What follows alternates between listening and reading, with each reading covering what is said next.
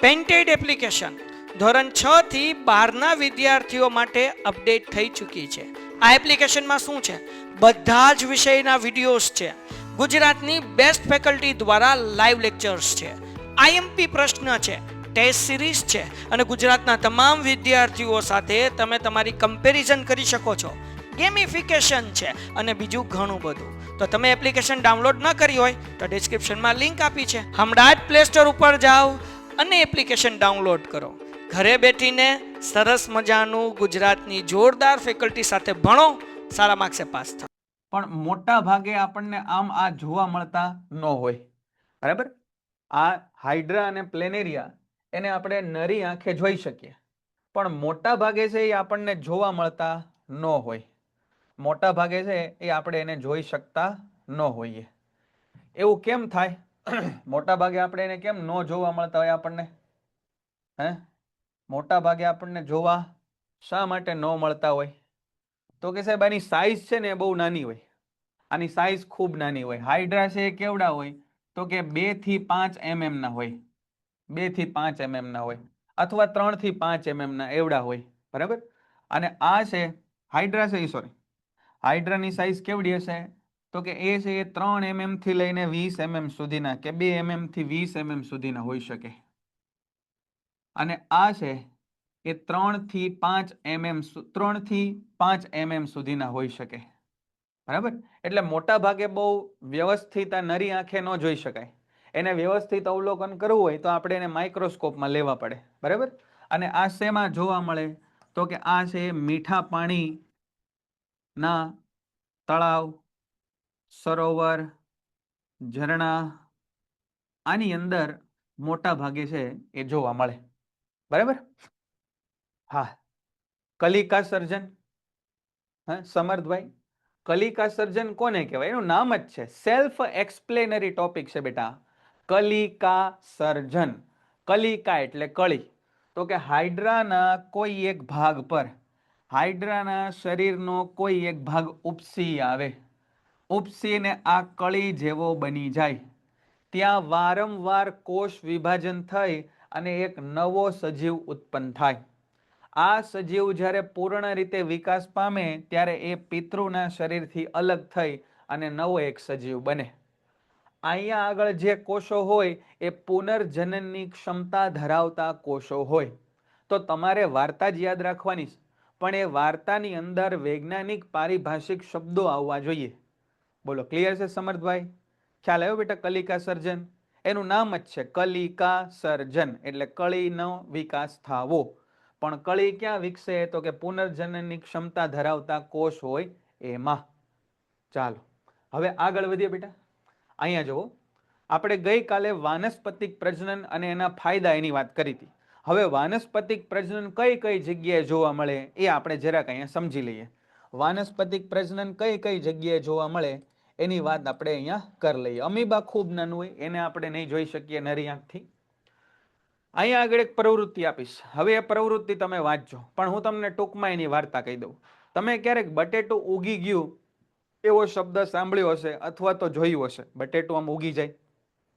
બટેટાને તમે જુઓ તો બટેટા ઉપર કોઈક કોઈક જગ્યાએ ખાડા દેખાય. આ ખાડાને બટેટાની આંખ કહેવાય. અને સોરી, એ જે ખાડાવાળો ભાગ હોય ને એ ભાગ જ ઉગી જાય, બરાબર. આવું તમે તમારા ઘરે કે ક્યારેક નોટિસ કર્યું હશે. ન જોયું તો બટેટાને શાંતિથી જોજો કે આ બટેટું છે તો ક્યાંક ને ક્યાંક એની સપાટી ઉપર તમને ખાડા દેખાશે. અને જો આ ઘણા બધા દિવસ થોડા હુફાળા ભેજવાળા વાતાવરણમાં પડ્યું રહે તો આ ખાડાઓમાંથી કંઈક કળી જેવું ફૂટે, ઉગી નીકળે, બરાબર. એને આપણે કહીએ બટેટું ઉગી ગયું. બટેટું મૂળમાં ભલે ઉગે પણ બટેટું મૂળ નથી. યાદ રાખજો, બટેટું છે એ મૂળ નથી. બટેટાનો ગ્રંથિલ પ્રકાંડ છે. એટલે કે બટેટું એ પ્રકાંડનો બદલાયેલો ભાગ છે. બટાકું ભલે જમીનમાં ઉગે પણ એ મૂળ નથી. એ બટાકું છે એ પ્રકાંડનો બદલાયેલો ભાગ છે, બરાબર. તેના પર ખાડા એક કળી છે. તેના ઉપર જે ખાડા પડે એ કળી છે. કળી લખેલું છે, બરાબર. ઠળી વંચાય છે પણ એ કળી લખેલું છે. શું લખ્યું છે? કળી. કળી એ કળી છે, કળી. જેના પર નવો છોડ ઉગી શકે. બટાટા, આદુ, સુરણ વગેરે એ વાનસ્પતિક પ્રજનન માટે પ્રકાંડ પર કલિકાઓ ઉત્પન્ન કરે. બરાબર. આ બટાટા, આદુ, સુરણ એ બધા ઉપર તમને ખાડા ખાડા જોવા મળે. એ ખાડા ખાડાને કહેવાય એ એના ઉપર ઉગી શકે. તમે માનો કે બટેટાને વાવી દો તો બટેટું નવું ક્યાંથી ઉગે? તો જે ખાડા ખાડા વાળો ભાગ દેખાય ને ત્યાંથી ઉગે. એ ખાડા વાળો ભાગ એ કળી છે, ત્યાંથી કળી છે ઉગે. બરાબર. તો આને કહેવાય બટાટામાં વાનસ્પતિક પ્રજનન. આ રીતે પર્ણ ફૂટી અથવા પાન ફૂટી બ્રાયોફાઇલમ જેને કહેવાય, સમજજો ધ્યાનથી. પર્ણ ફૂટી અથવા પાન ફૂટી બ્રાયોફાઇલમ, એનું નામ જ છે પર્ણ ફૂટી. તો પાંદડાની કોર ઉપર આવી કળીઓ વિકાસ પામે. આ કળીઓ વિકાસ પામીને ખરી પડે અને એ જમીન ઉપર પડે અને જો એને યોગ્ય વાતાવરણ મળે તો ત્યાંથી નવો છોડ ઉત્પન્ન થાય.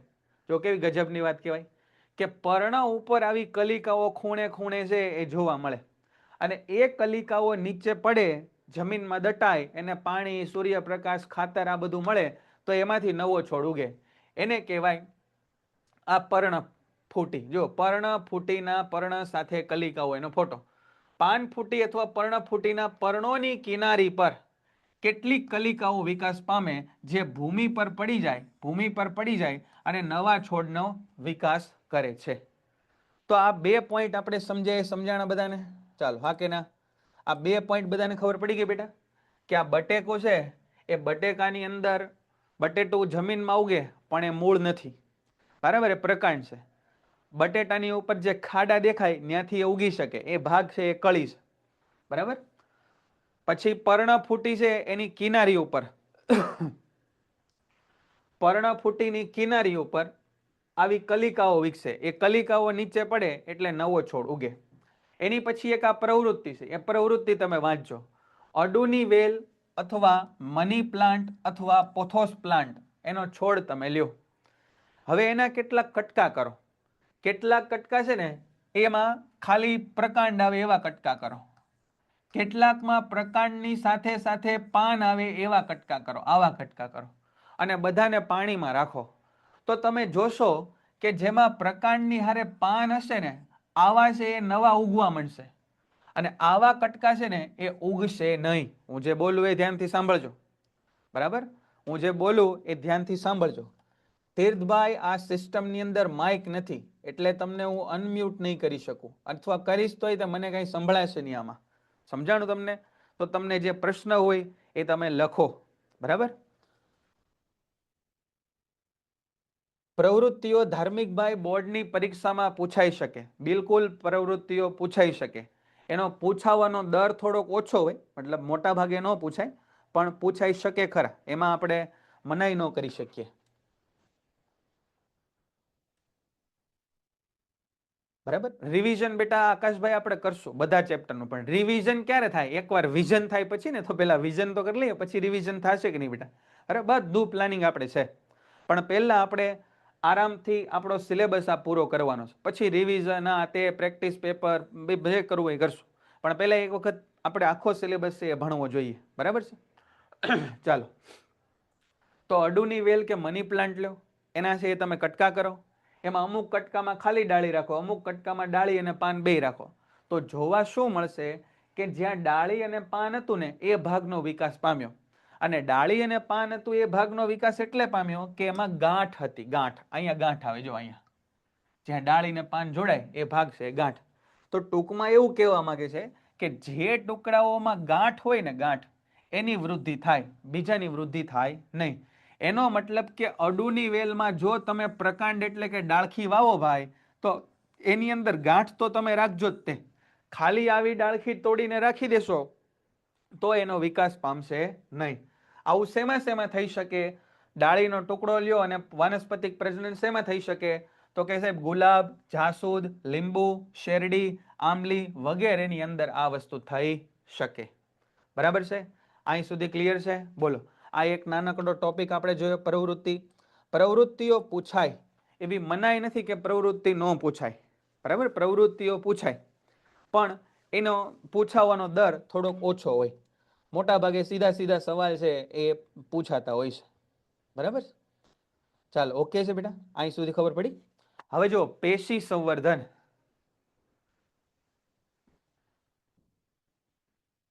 ફરી વાર કહું છું, અડુની વેલ એટલે મની પ્લાન્ટ લ્યો. મની પ્લાન્ટ કેવો દેખાય? મની પ્લાન્ટ કેવો દેખાય? તો કે મની પ્લાન્ટ સાહેબ આવો હોય. આ આખો લાંબો, અહીંયા પાંદડા, અહીંયા પાંદડા, અહીંયા પાંદડા, પાંદડા, પાંદડા. એના તમે કટકા કરો. કેમ કટકા કરવાના? તો કે અમુકમાં ખાલી ડાળી આવે, અમુકમાં ડાળી અને પાન બેય આવે, આવા કટકા કરવાના. પછી આ બેયને તમે પાણીમાં નાખો. એકને આ ડાળીવાળો ભાગ પાણીમાં નાખો અને બીજો ડાળી અને પાંદડાવાળો ભાગ છે એને પાણીમાં તમે નાખો. તો તમે થોડા દિવસ રહીને જોશો તો આ છે એ ઉગવા માંડશે, પણ આ છે એ ઉગવા માંડશે નહીં. જ્યાં ગાંઠ હશે, જે ભાગમાં ગાંઠ હશે એ ભાગ ઉગશે, જેમાં ગાંઠ નહીં હોય એ ભાગ નહીં ઉગે. ચાલો ક્લિયર છે. એના પછી છે પેશી સંવર્ધન. પેશી સંવર્ધન, તમે 9મા ધોરણની અંદર પેશી નામના પ્રકરણમાં વર્ધનશીલ પેશીની વાત કરી. આ વર્ધનશીલ પેશીનો ઉપયોગ કરી એને કૃત્રિમ વાતાવરણમાં રાખી બહાર એક નવો છોડ ઉગાડી અને પછી એને જમીનમાં વાવવામાં આવે. બરાબર? પછી એને જમીનની અંદર વાવવામાં આવે, એને કહેવાય પેશી સંવર્ધન. ફરીવાર શું કીધું? જો આ વનસ્પતિ છે એ ઉગે છે, આ ઉગેલી વનસ્પતિ છે, તો એનો આગળનો ભાગ હોય ને બેટા, આગળનો ભાગ, એમાં વર્ધનશીલ કોષો હોય, એટલે કે વિકાસ પામતા એવા કોષો હોય. હવે આપણે શું કરીએ તો કે આ વિકાસ પામે એવા કોષો હોય ને એને કૃત્રિમ વાતાવરણમાં રાખીએ, એટલે કે એવા કેમિકલમાં રાખીએ કે જેનાથી આનો વિકાસ થાય. એવા અંતઃસ્ત્રાવો યુક્ત રસાયણો એને આપીએ કે જેનાથી એનો વિકાસ થાય. અને જેવા એક ઉગે એવા નાના છોડ બની જાય ને પછી એને આપણે છે એ જમીનમાં વાવી દઈએ.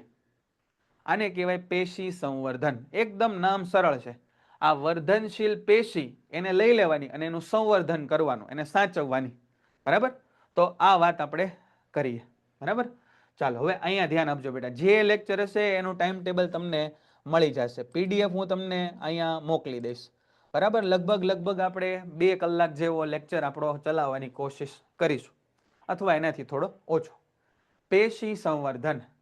પેશી સંવર્ધન તકનીકમાં વનસ્પતિની પેશી અથવા તેમના કોષો વનસ્પતિના અગ્રભાગના વર્ધમાન ભાગથી અલગ કરીને નવા છોડ ઉગાડવામાં આવે. જો અગ્રભાગ, આગળના ભાગને કાપી અને નવા છોડ ઉગાડવામાં આવે.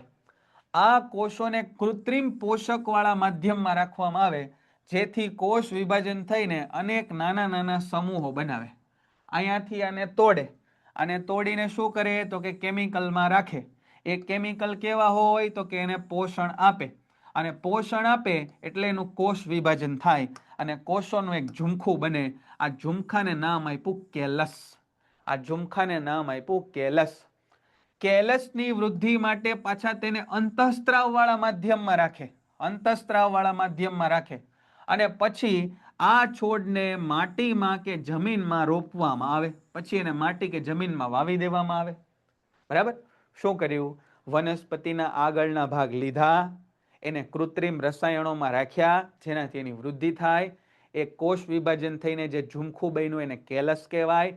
કેલસને વળી પાછા અંતઃસ્ત્રાવો યુક્ત માધ્યમમાં રાખ્યા એટલે ઉગવા જેવા છોડની સ્થિતિમાં આવી ગયો. અને હવે એ જે નાના નાના છોડ છે, રોપા છે, એને આપણે જમીનમાં રોપી દઈએ એટલે નવા છોડ ઉત્પન્ન થાય. જુઓ તમે, આખું આપણે આ વસ્તુ લેબની અંદર કરી, પ્રયોગશાળામાં આ વસ્તુ કરી, જમીન વગર વૃક્ષો ઉગાડ્યા, છોડ ઉગાડ્યા. બરાબર? તો આ વૃદ્ધિ પામી અને નવો છોડ બની જાય. પેશી સંવર્ધન તકનીક દ્વારા કોઈ એકલા છોડમાંથી અનેક છોડોનું નિર્માણ કરી શકાય. જો આ એક છોડ હતો એની ઉપરથી આપણે પેશી લઈ લીધી, એમાંથી ઘણા બધા કેલસ બને, અને જેટલા કેલસ બને ને બેટા એટલા વૃક્ષો છોડ ઉત્પન્ન થાય, એટલા છોડ ઉત્પન્ન થાય. અને એનો ઉપયોગ સામાન્ય રીતે સુશોભન કે સજાવટની વનસ્પતિનું સંવર્ધન કરવા માટે થાય. એનો ઉપયોગ છે એ સજાવટની વનસ્પતિઓ માટે એનો ઉપયોગ આપણે કરીએ. બરાબર? તો આ અમુક પ્રવૃત્તિઓ હતી જે નાની નાની હતી, જેમાં લખાણ બીજું કંઈ અવેલેબલ હતું નહીં, એ બધી આપણે ભણ્યા. હવે છે એ ઘણી બધી વાર્તા આની અંદર છે, તો એ વાર્તામાં વધારે સમય ન નીકળે અને આપણા છે એ ડાયરેક્ટ મુદ્દા આપણને મળે, એટલે આપણે હવેનો ટોપિક છે આમાંથી કરીએ. જો વાનસ્પતિક પ્રજનન એટલે શું એની વાત આપણે કરી, વાનસ્પતિક પ્રજનનના ફાયદા એની વાત કરી, પર્ણફૂટીની વાત અભિહાલ આપણે કરી, બરાબર. હવે આપણે વાત કરીએ બીજાણુ સર્જન. હવે આપણે વાત કરીએ બીજાણુ સર્જન. બોલો અહીં સુધીનું ક્લિયર છે બેટા?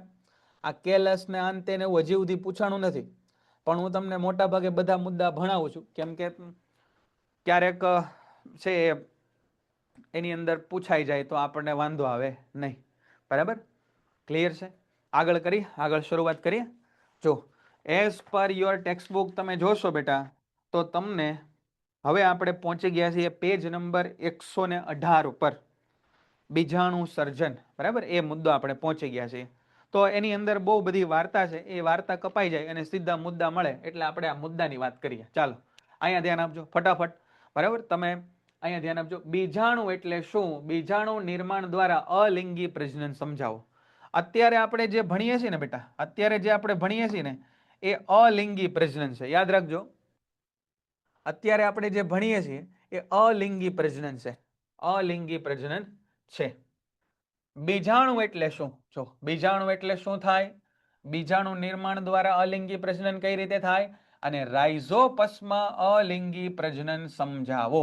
આપણે એક પ્રવૃત્તિ કરી હતી કે ભીની બ્રેડને છે એ તમે હુફાળા વાતાવરણમાં રાખો તો બ્રેડની ઉપર રૂના તાતણા જેવી રચના જોવા મળશે.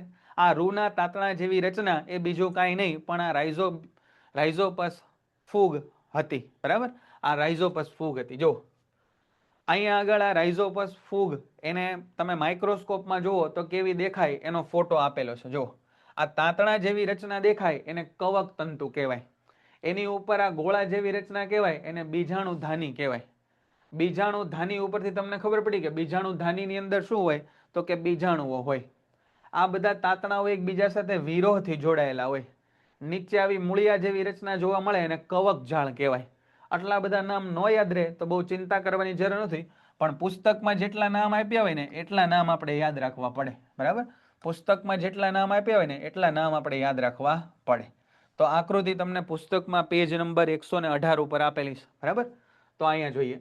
વનસ્પતિમાં જાડી રક્ષણાત્મક દિવાલથી આવરિત સૂક્ષ્મ ગોળાકાર પ્રજનન સંરચનાઓને બીજાણુ કહેવાય. જો આ બીજાણુ કોને કહેવાય?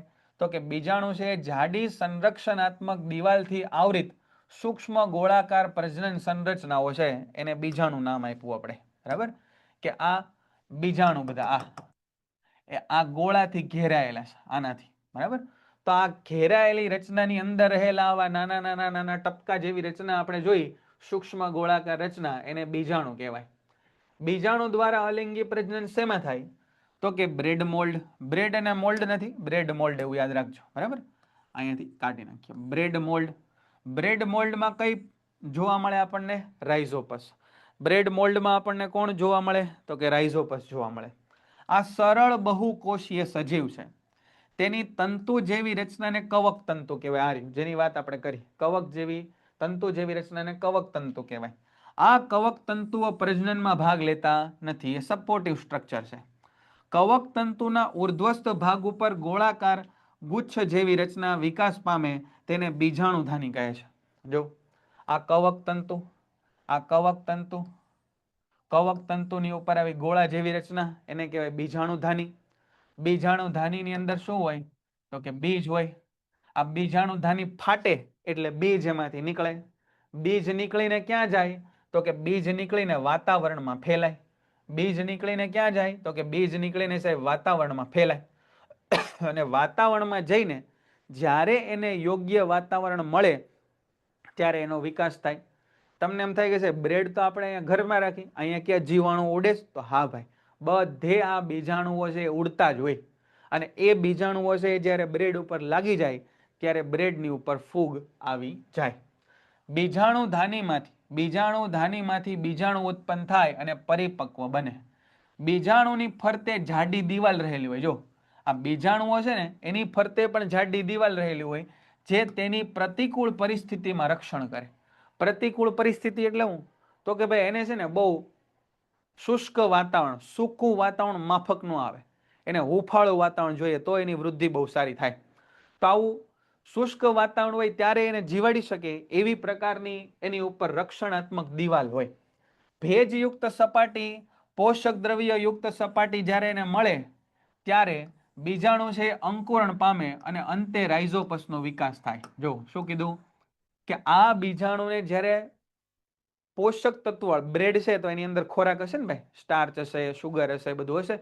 તો એ પોષક તત્વો યુક્ત ભેજવાળું વાતાવરણ, બ્રેડ છે એ ભીની હોય, ભીની ઇન ધ સેન્સ અડો તો ભીની લાગે એવી નહીં, પણ તમે સમજી ગયા, બ્રેડ એકદમ સૂકી ન હોય. તો આવું વાતાવરણ જ્યારે મળે ત્યારે પાછા એ બીજાણુ છે એ રાઇઝોપસ ફૂગની અંદર વિકાસ પામે.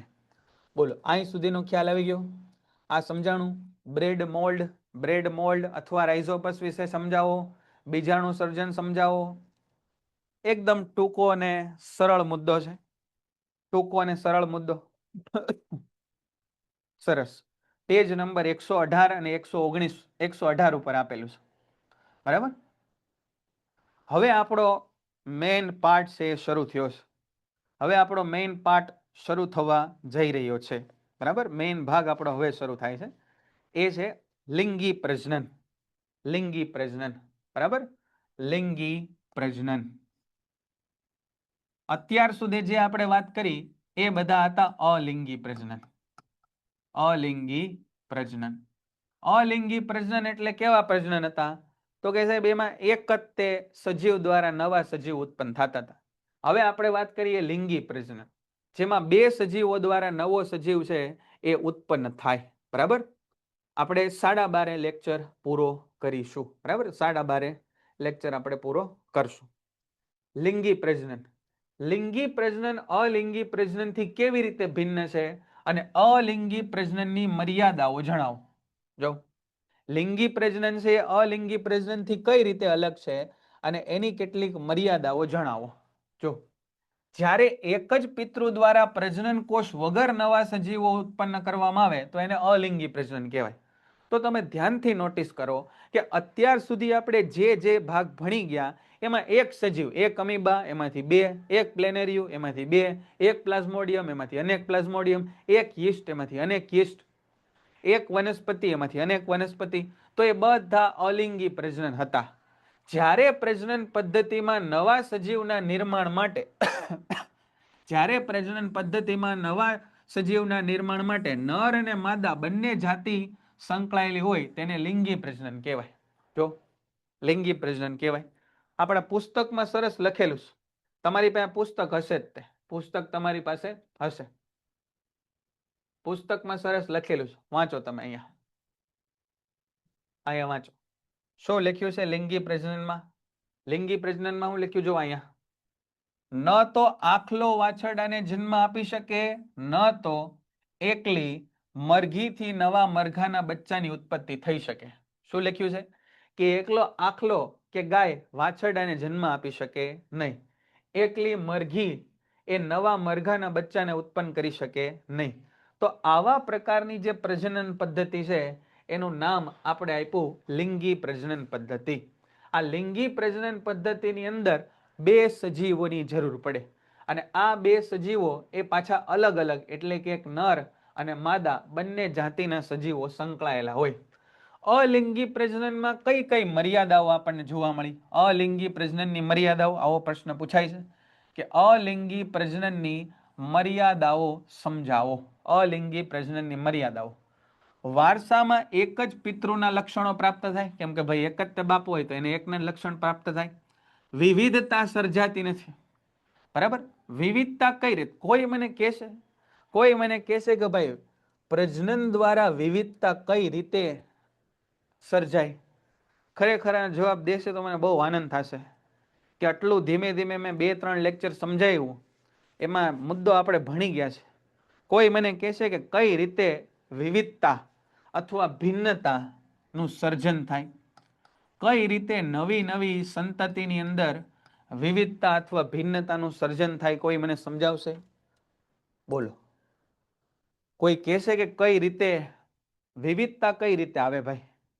હે, વિવિધતા કઈ રીતે આવે? પ્રજનન દ્વારા વિવિધતા કઈ રીતે આવે? આ ડીએનએ ના શું ઈ કેવી કેવી વિવિધતા કહેવાય ધ્રુવબેન? હાઇટ, સ્કિન ટોન એને કેવી કેવી?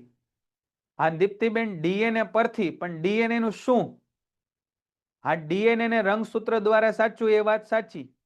રઘુનાથભાઈ બ્લુ પ્રિન્ટ બરાબર, એ તમે બરાબર દિશામાં જાવ છો.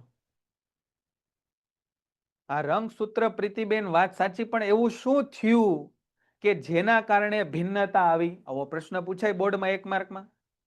ડીએનએ પરથી કઈ રીતે?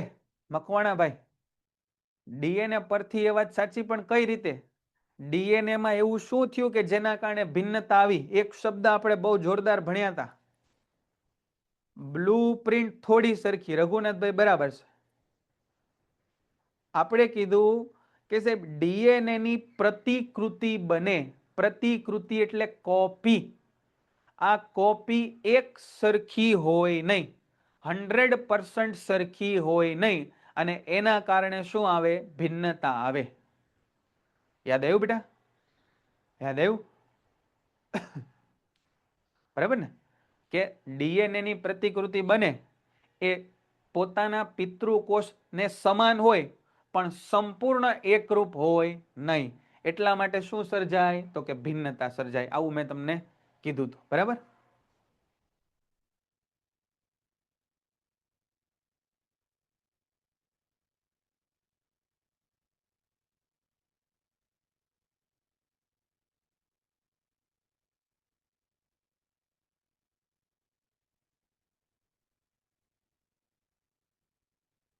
ડીએનએ બધામાં નિશ્ચિત સંખ્યામાં હશે બેટા. રંગસૂત્ર ડીએનએ એવું નહીં કહે, રંગસૂત્ર નિશ્ચિત સંખ્યામાં હોય. દીપ્તિબેન, આપણે ભણીએ હમણાં ડીએનએ નિશ્ચિત સંખ્યામાં હોય. કઈ રીતે? હમણાં આપણે ભણીએ આગળ. હાલ ત્યારે અહીં આવી જાય. અલિંગી પ્રજનન ભાઈ બહુ સારું, એકલો માણા છોકરા જણી નાખે, પણ એમાં થોડીક મર્યાદાઓ રહી ગઈ. શું મર્યાદાઓ રહી ગઈ? તો કે એકલો જણે એટલે એકલાના લક્ષણો આવે, બહુ વધારે પડતી ભિન્નતા ન આવે. કેમ કે એકમાંથી બીજો બને ને, ભિન્નતા ન આવે. બાળ સજીવોનું ઝડપથી અને મોટી સંખ્યામાં ઉત્પાદન થાય, તેથી સ્પર્ધા વધી જાય. આ એક અલિંગી પ્રજનન હોય ને, એમાં 1 to multiple, એમ બહુ સંખ્યામાં, હજારોની સંખ્યામાં, સેંકડોની સંખ્યામાં થોડાક સમયની અંદર છે એ સજીવો ઉત્પન્ન થાય. એટલે સ્પર્ધા થાય. સ્પર્ધા એટલે શું? તો કે ભાઈ આટલા બધા સજીવો હોય, એને ખોરાક મળી પણ શકે અને ન પણ મળી શકે. વસ્તીનું નિયંત્રણ થતું નથી. લીલ ને એ બધું હોય તો જો લીલ ને કેવી ફટાફટ વિકાસ પામે, એનું વસ્તીનું નિયંત્રણ થતું નથી. વસવાટ સ્થાન ઝડપથી ભરાઈ જાય. વસવાટ સ્થાન ઝડપથી ભરાઈ જાય. તમે જોયું હશે કે પાણીની અંદર લીલ છે એ ફટાફટ ઝડપથી વધે, અને આખું તળાવ તે લીલું કરી નાખે. તો વસવાટ સ્થાન ઝડપથી ભરાઈ જાય. સજીવોમાં સરળતાથી અનુકૂલિત થતા નથી. નવા વાતાવરણમાં એને સરળતાથી અનુકૂલન મળતું નથી. તો આ અલિંગી પ્રજનનની મર્યાદા છે. બોલો, અલિંગી પ્રજનન કોને કહેવાય? લિંગી પ્રજનન કોને કહેવાય? અને અલિંગી પ્રજનનની મર્યાદાઓ કઈ કઈ છે? તમને ખ્યાલ આવ્યો? ખબર પડી ગઈ? લિંગી પ્રજનન કોને કહેવાય? તો કે 2 ની જરૂર પડે. અલિંગી પ્રજનન કોને કહેવાય? તો કે એકલો કાફી છે. અને અલિંગી પ્રજનનની મર્યાદાઓ એ આપણે હવે જોવાનું છે. હવે શરૂ થયું ભાઈ આપણો મેઇન ટોપિક. હવે આપણો મેઇન ટોપિક છે એ શરૂ થાય છે. બરાબર? કે લિંગી પ્રજનન એ શા માટે હોવું જોઈએ? બરાબર? લિંગી પ્રજનન એ શા માટે હોવું જોઈએ? શા માટે લિંગી પ્રજનન, એની વાત આપણે કરી, એ આપણે સમજવાનું છે. ચાલો જોજો.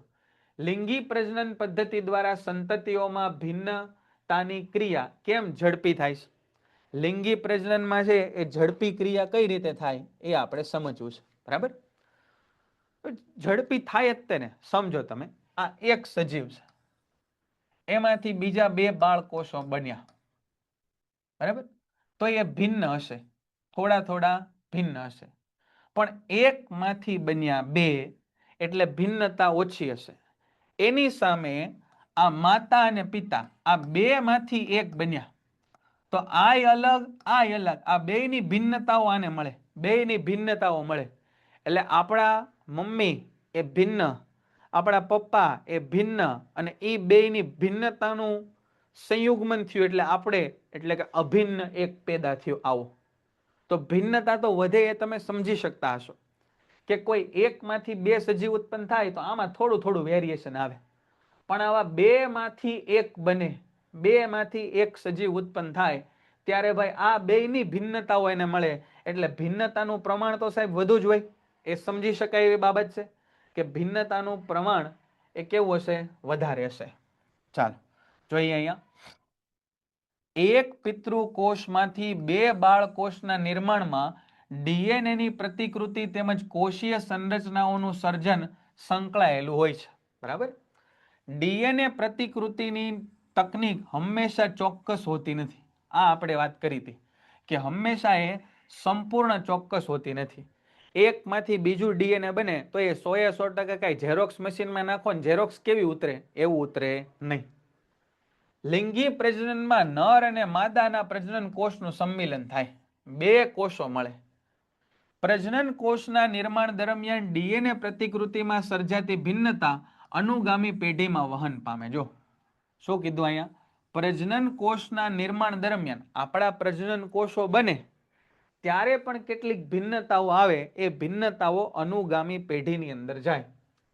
પ્રત્યેક ડીએનએ પ્રતિકૃતિમાં નવી ભિન્નતાની સાથે, જોજો, નવી ભિન્નતાની સાથે પૂર્વવત પેઢીની ભિન્નતાઓ પણ સંગ્રહિત થાય. જો શું કીધું કે ભાઈ સમજો કે આ આપણે, આ આપણા બાપા, આ એના બાપા, આ એના બાપા. બરાબર? એ રીતે આ માતા પિતામાંથી આ બન્યા હશે, આ માતા પિતામાંથી આ માતા પિતામાંથી આ, એમ બધા બન્યા હશે. તો આ બેયના કારણે માનો કે આ બેયની આંખ હતી એ બ્લેક હતી અને આની આંખ છે બ્લુ થઈ. બરાબર? તો એક પ્રકારની ભિન્નતા આવી. તો આને પણ બ્લુ આંખ મળશે એવું બની શકે. ઉદાહરણ દઉં, સમજવાની કોશિશ કરજો. આની આંખે બ્લુ હતી પણ આના મમ્મીના વાળ છે ને એ ભૂરા હતા, ભૂખરા. બરાબર? ભૂરા વાળ હતા. તો આને બ્લુ આંખ અને બ્લુ વાળ, ભૂખરા વાળ, બે વસ્તુ મળી, ભૂરા વાળ. બરાબર? એવા બે મળ્યું. આને કંઈક બીજું, હવે આની મમ્મી પાસે એટલે કે આ જે બાળક છે એની પત્ની પાસે કંઈક બીજી ખાસિયત હશે. જેમ કે માનો કે આ બધા ના આંગળીની લંબાઈ ઓછી હતી પણ આની આંગળીની લંબાઈ છે વધારે હતી, આંગળીની લંબાઈ વધારે. તો આની જે સંતતિ આવશે એને આનાય બાપાએ આપેલી ભૂરી આંખ મળશે, આના મમ્મી આપેલા ભૂરા વાળ મળશે અને એની પોતાની મમ્મી આપેલી લાંબી આંગળીઓ મળશે. બધું એમાં રહે. સમજાય છે? આ જે વાક્ય લખ્યું કે પ્રત્યેક ડીએનએ પ્રતિકૃતિમાં નવી ભિન્નતાઓ તો આવે, જો નવું તો કંઈક આવશે પણ હારે હારે જૂનું આગળ વધતું રહેશે. પૂર્વવત પેઢીની ભિન્નતાઓ સંગ્રહિત થશે. આ વાક્ય તમને સમજાણું? આ જે વાક્ય આપણે બોલ્યા એ તમને ખ્યાલ આવ્યો કે ન સમજાણું? કે નવું તો આવશે જ સાહેબ પણ જૂનું છે એ રહેશે સાથે સાથે. એવું નથી કે જૂનું પણ વયું જશે. બરાબર ને? હા, સમજાય એવું છે. આમ વસ્તીના બે સજીવોમાં સંગ્રહિત ભિન્નતાઓની ભાત ભિન્ન હોય છે. બે જણા હોય તો એની અંદર ભિન્નતા વધારે હોય. જો બે અથવા વધારે એકલ સજીવોની ભિન્નતાઓ એકત્રિત થતા સંતતિમાં નવા સંયોજનો સંગ્રહાય છે. જો ઝાકીભાઈ તમે સમજો કે આપણી અંદર આપણા મમ્મી, આપણા પપ્પા, આપણા દાદા, એનાય તે પપ્પા એટલે કે આપણા પપ્પાના દાદા, એનાય તે પપ્પા એટલે આપણા દાદાના દાદા, બધાના લક્ષણો હોય. એ બધાના લક્ષણો આપણામાં ક્યાંથી આવ્યા હશે? તો કે એ દાદામાંથી એના દીકરામાં રહ્યા, એનામાંથી એના દીકરામાં રહ્યા, એનામાંથી એના, એમાં રહ્યા હશે તો આપણામાં પહોંચ્યા હશે ને. સમજાણું?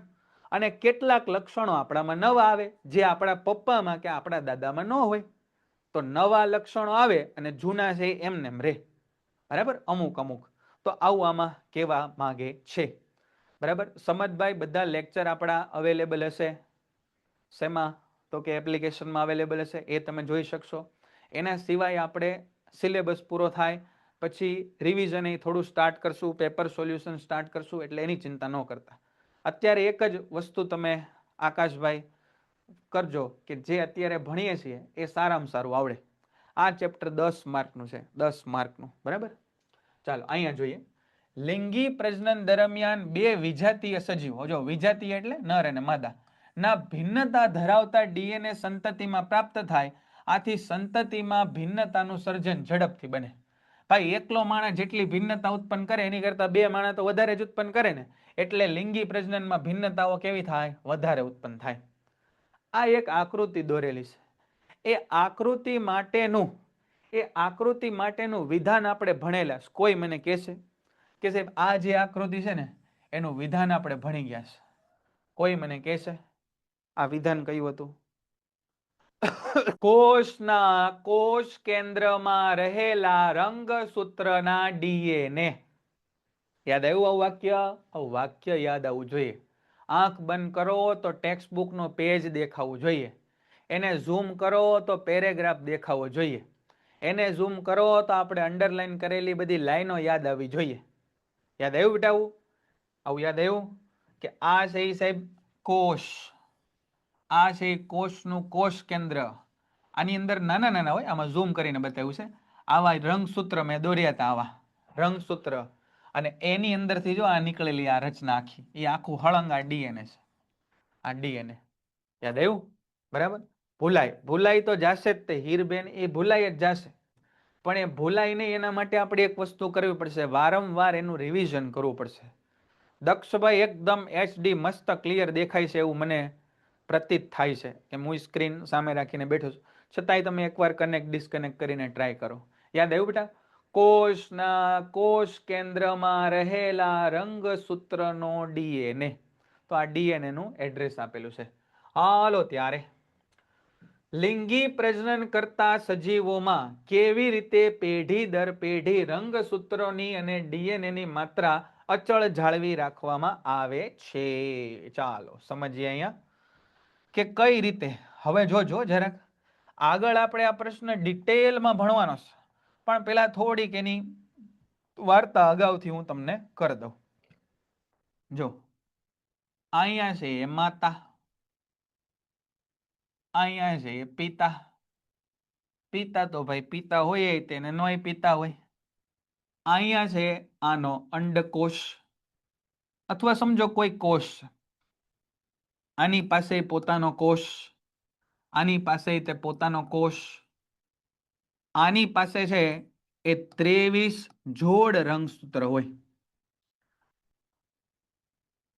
23 જોડ રંગસૂત્ર હોય. કેટલા રંગસૂત્ર હોય? 23 જોડ.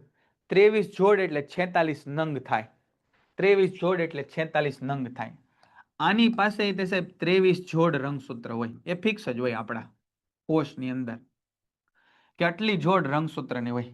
તો સાહેબ જો આ બેયના કોષો ભેગા થવાના હોય, આ બેયના કોષો જો ભેગા થવાના હોય અને નવો કોષ બનવાનો હોય, બેયના કોષો ભેગા થઈ અને જો નવો કોષ બનવાનો હોય તો શું સાહેબ? અહીંયા 23 ને 23 એટલે 46 જોડ રંગસૂત્રો થઈ જાય. એવું થવું જોઈએ, કેમ કે બે ભેગા થાય. સમજો શાંતિથી કે સાહેબ માતા તરફથી 23 જોડ રંગસૂત્ર મળ્યા. રંગસૂત્રની અંદર ડીએનએ હોય.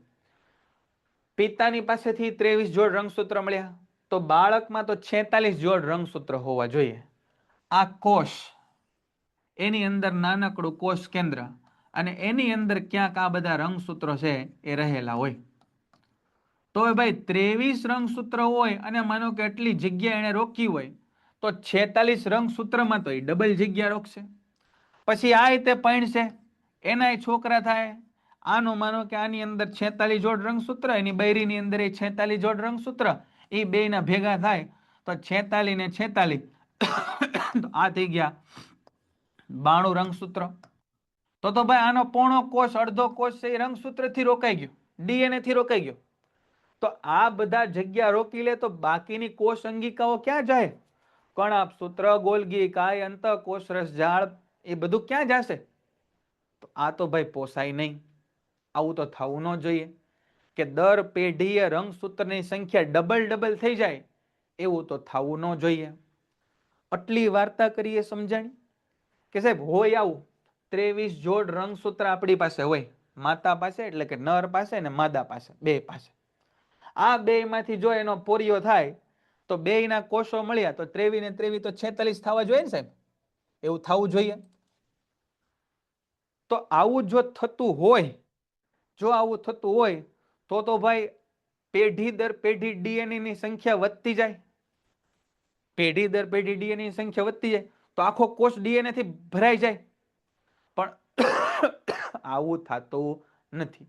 આપણામાંય 23 જોડ રંગસૂત્ર, આપણા બાપામાંય 23, આપણા દાદામાંય 23 અને એના પપ્પામાં પણ 23 જોડ રંગસૂત્ર જ હતા અને છે અને રહેશે.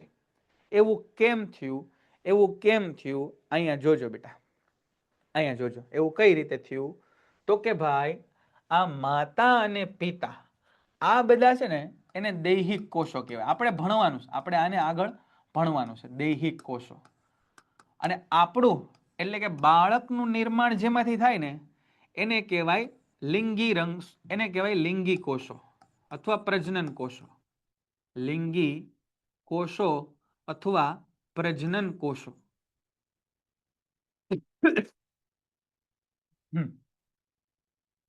23 જોડ એટલે 46 નંગ થાય. 23 જોડ એટલે 46 નંગ થાય, બરાબર. આ પ્રજનન કોષ હોય ને, પ્રજનન કોષ એની અંદર 23 જોડ ન હોય, એની અંદર હોય 23 નંગ રંગસૂત્ર. 23 નંગ રંગસૂત્ર હોય, 23 જોડ ન હોય, એની અંદર 23 નંગ હોય. એટલે થાય કેવું? તો કે સાહેબ માતા તરફથી એક કોષ મળ્યો, માતા તરફથી એમાં 23 રંગસૂત્રો, અને પિતા તરફથી મળ્યો એમાંય 23 રંગસૂત્રો. અને હવે આ 23 અને 23 ભેગા થાય તો 23 જોડ બને. એટલે જો આપણી અંદર 23 જોડ રંગસૂત્રો હોય. આ સમજાણું બધાને? આયુષભાઈ 22 જોડ સમાન હોય ને એ બધું આપણે પછીના પ્રશ્નોમાં ભણશું, અત્યારે પહેલા આ ભણી લઈએ. 23 રંગસૂત્ર અને 23 જોડ રંગસૂત્ર વચ્ચેનો તફાવત તમને સમજાય છે ને બેટા? 23 રંગસૂત્ર અને 23 જોડ વચ્ચેનો તફાવત સમજાય છે? સરસ, વાહ ભાઈ, સારું. ચાલો, તો એ જ વસ્તુ અહીંયા લખીશ. અને આ જે પ્રક્રિયા થઈ ને ભાઈ, આ જે પ્રક્રિયા કે સાહેબ 23 જોડ રંગસૂત્ર હતા એમાંથી 23 રંગસૂત્ર બન્યા. આ પ્રક્રિયાને અર્ધસૂત્રી ભાજન કહેવાય. આ પ્રક્રિયાને અર્ધસૂત્રી ભાજન પ્રક્રિયા કહેવાય અથવા અર્ધીકરણ પ્રક્રિયા કહેવાય. અર્ધીકરણ પ્રક્રિયા કહેવાય, બરાબર. અર્ધસૂત્રી ભાજન અથવા અર્ધીકરણની પ્રક્રિયા કહેવાય. રંગસૂત્ર ડીએનએ ના બનેલા હોય રઘુનાથભાઈ, રંગસૂત્ર છે ડીએનએ થી બનેલા હોય. ડીએનએ ભેગા મળી અને રંગસૂત્ર બને. હાલ હવે વાંચીએ અહીંયા કે કેમ એવું થતું નથી, કે કેમ ડીએનએ ની સંખ્યા વધી નથી જતી. જો લિંગી પ્રજનન કરનારા સજીવો દરેક નવી પેઢીમાં બંને પિતૃના ડીએનએ ની નકલો સંગ્રહિત થાય છે. તેથી દરેક નવી પેઢીમાં ડીએનએ ની માત્રા પિતૃ કરતા બમણી થવી જોઈએ. જો માતા ને પિતા બે તરફથી ડીએનએ મળે તો ડીએનએ ની માત્રા તો વધી જવી જોઈએ. આપણે રંગસૂત્ર કીધું એ રંગસૂત્ર ડીએનએ ના જ બનેલા છે એટલે એને ડીએનએ એવું કીધું, બરાબર. બાકી આપણે સમજાય બે સાચું જ છે, આ લખેલું સાચું, સમજાય સાચું. પરંતુ આવું થતું નથી, કારણ કે લિંગી પ્રજનન કરનારા સજીવોમાં પ્રજનન કોષોનું નિર્માણ કરતા કોષો એને જન્યુજનક કોષો કહેવાય, પ્રજનન કોષો કહેવાય, લિંગી કોષો કહેવાય. એ અર્ધસૂત્રી ભાજન પામે છે. જો હું કીધું? અર્ધસૂત્રી ભાજન પામે છે. એટલે કે લિંગી રંગસૂત્ર બને, સોરી, લિંગી કોષો બને ત્યારે રંગસૂત્રોની સંખ્યા અડધી થઈ જાય છે. અડધી થઈ જાય, અડધા બાપામાંથી અડધા મમ્મીમાંથી, એટલે બે ભેગા થઈને પાછી રેગ્યુલર જેટલી સંખ્યા હતી એટલી થઈ ગઈ. 23 માતામાંથી 23 પિતામાંથી એટલે થઈ ગયા કેટલા? 23 જોડ. આમ સજીવના વાનસ્પતિક કે દૈહિક કોષની તુલનામાં ડીએનએ ની માત્રા અડધી થાય, ડીએનએ ની માત્રા પણ અડધી થાય છે. તેમાં અર્ધસૂત્રી ભાજન પ્રકારનું કોષ વિભાજન અગત્યનો ભાગ ભજવે છે, બરાબર. આપણા જે આ લિંગી રંગસૂત્રો ઉત્પન્ન થાય, લિંગી પ્રજનન કોષો ઉત્પન્ન થાય, લિંગી કોષો અથવા પ્રજનન કોષો, એમાં અર્ધસૂત્રી ભાજન થાય. આથી બે પિતૃ નર અને માદાના જનન કોષ જેમાં રંગસૂત્રની સંખ્યા અને ડીએનએ ની માત્રા અડધી થઈ જાય, અડધું અડધું બે પાસેથી મળે. એટલે જ તે આપણામાં લક્ષણ બે ના આવે ને. પણ માનો કે કોઈ બાપો માથા ભારે હોય તો કે ભાઈ મારા છોકરાને તો મારે મારા લક્ષણો દેવાશ, મારે તારા લક્ષણો નથી દેવા, એવું થઈ શકે નહીં. આમાં કોઈના બાપાનું કાંઈ હાલે નહીં. એ પ્રક્રિયા જેમ કુદરતે નક્કી કરી એ પ્રમાણે થાય. 50% આનુવંશિક દ્રવ્યો માતાના, 50% આનુવંશિક દ્રવ્યો પિતાના, એ બે ભેગા થઈ અને બાળ સંતતિમાં આવે. પછી એમાં કોના લક્ષણ કેવા દેખાય એ આપણે 8મા ચેપ્ટરમાં ભણશું. આની પછીનું જે ચેપ્ટર છે ને એમાં ભણશું કે કોના લક્ષણો ક્યારે દેખાય ને કેટલા દેખાય, એ આપણે પછીના ચેપ્ટરમાં ભણશું.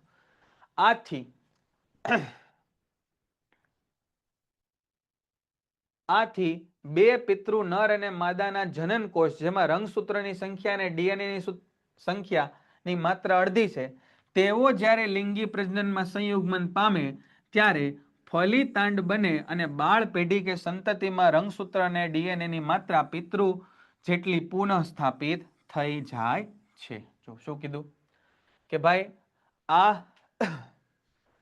આ છે 23 જોડ હતા, એમાંથી કેટલા થઈ ગયા? 23 થઈ ગયા. એટલે આવા 23 માતાના અને આવા 23 પિતાના, એટલે ફરી પાછા 23 જોડ બની ગયા. બરાબર, આટલી વાત આપણે કરી. હવે પ્રજનન કોષ અને એની લાક્ષણિકતા. પ્રજનન કોષ અને એની લાક્ષણિકતા. તમે જે લખો એ સમજાય એવું કંઈક લખો, એટલે મને ખબર પડે કે તમે શું લખો છો. બરાબર, હાલ અહીં સુધી બધાને ક્લિયર છે ભાઈ?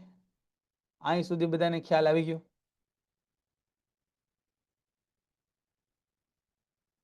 ઓકે, હવે જોજો, હવે અહીંયા ધ્યાન આપજો ભાઈ. પ્રજનન કોષ એક હોય નર એટલે કે જણ અને બીજી હોય માદા એટલે લેડીઝ. બરાબર, એક હોય નર એટલે પુરુષ અને બીજો હોય જણ માદા એટલે સ્ત્રી લેડીઝ.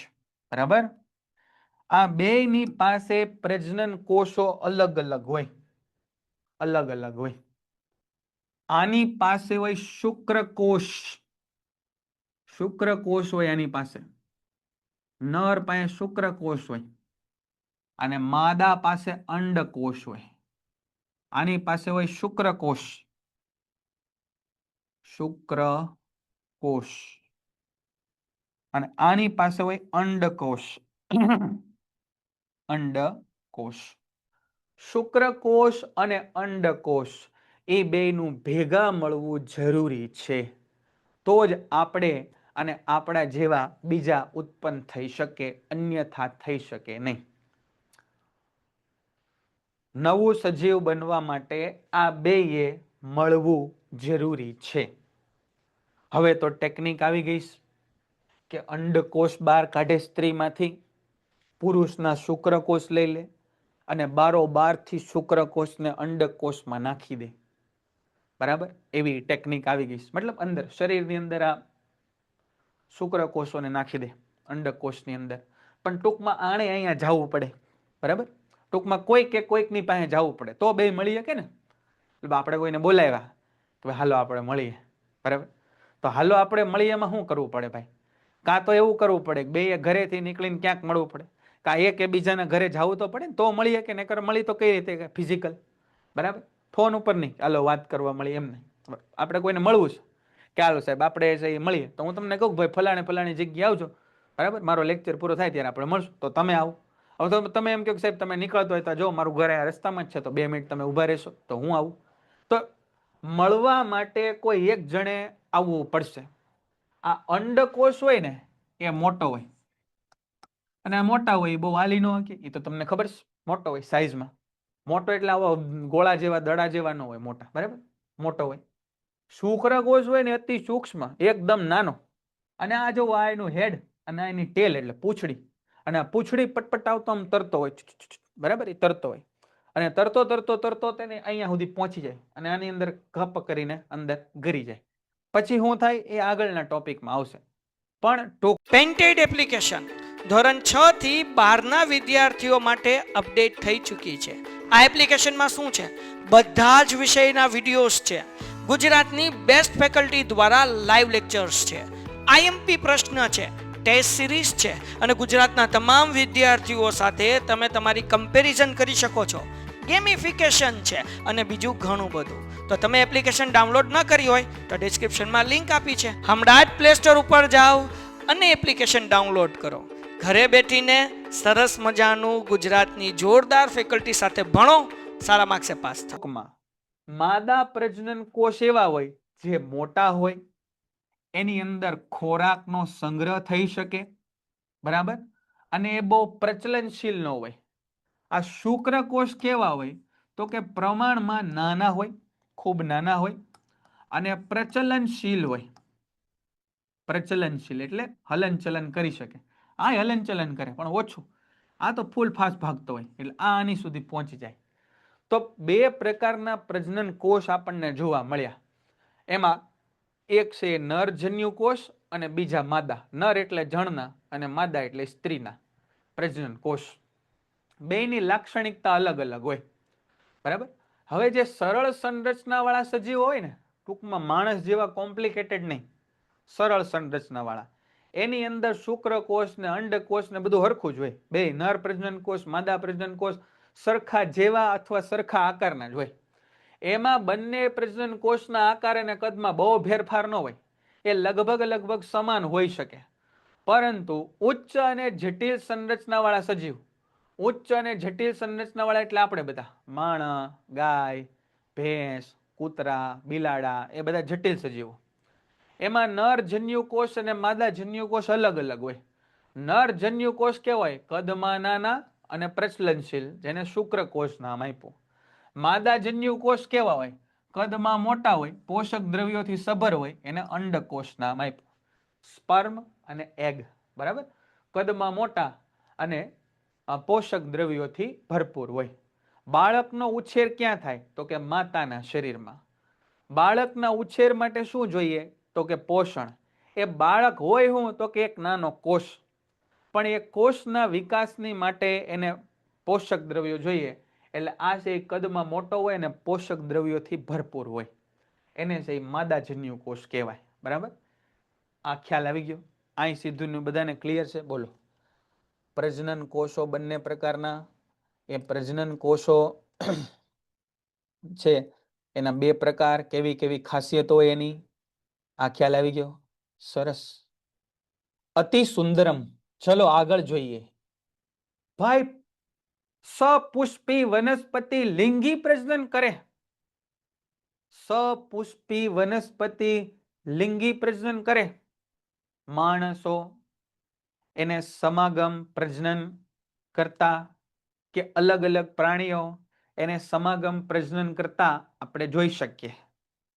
એવી રીતે આ સપુષ્પી વનસ્પતિ, સપુષ્પી વનસ્પતિ એટલે જેમાં ફૂલ ઉગે, એને એકદમ બહુ સારી વિજ્ઞાનની ભાષામાં કહેવાય આવૃત બીજધારી વનસ્પતિ.